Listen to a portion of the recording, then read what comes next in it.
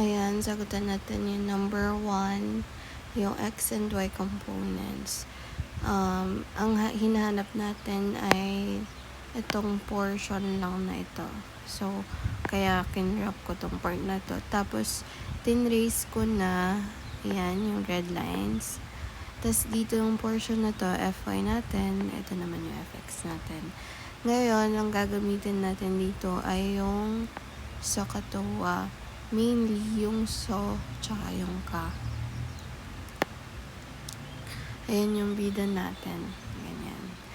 Para malaman kung ano yung gagamitin mo for fy o fx, diba, ito yung angle na meron ka. So, si fy, opposite siya ni angle mo na 30. So, ang gagamitin mo ay yung may opposite, si so. Tapos, ang meron ka ay hypotenuse, which is yung 500 Newton. So, magkakaroon ka ng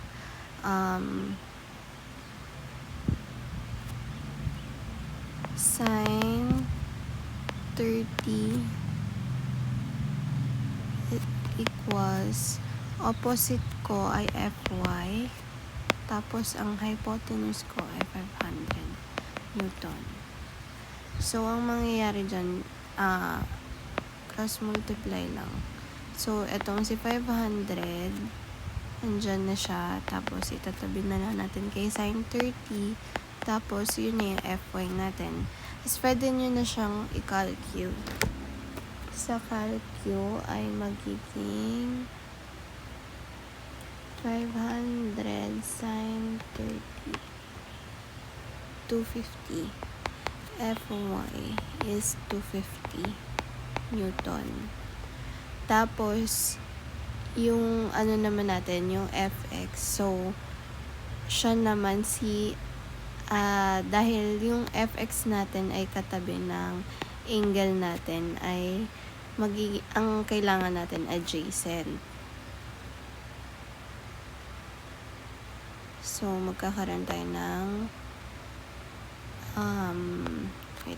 cosine 30 is equals to, ano yung adjacent niya? Yung si fx. Then, ang si hypotenuse niya ay 500 newtons. So, magkakaroon tayo ng 500 cosine 30 is equals to fx. Pag kinalkyo mo, ang makukuha mo ay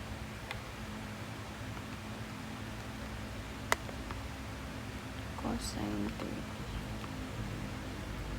30, 433.01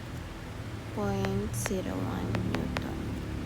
Check natin kung tama kasi nasagutan ko na to before.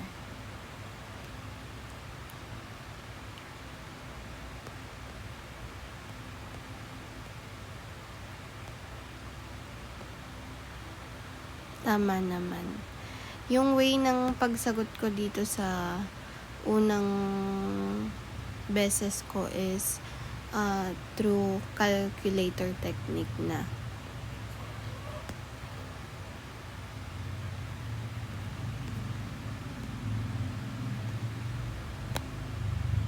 Yan, tama.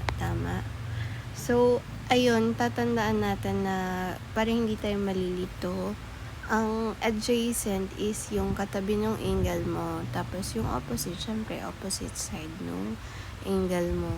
Ayan lang.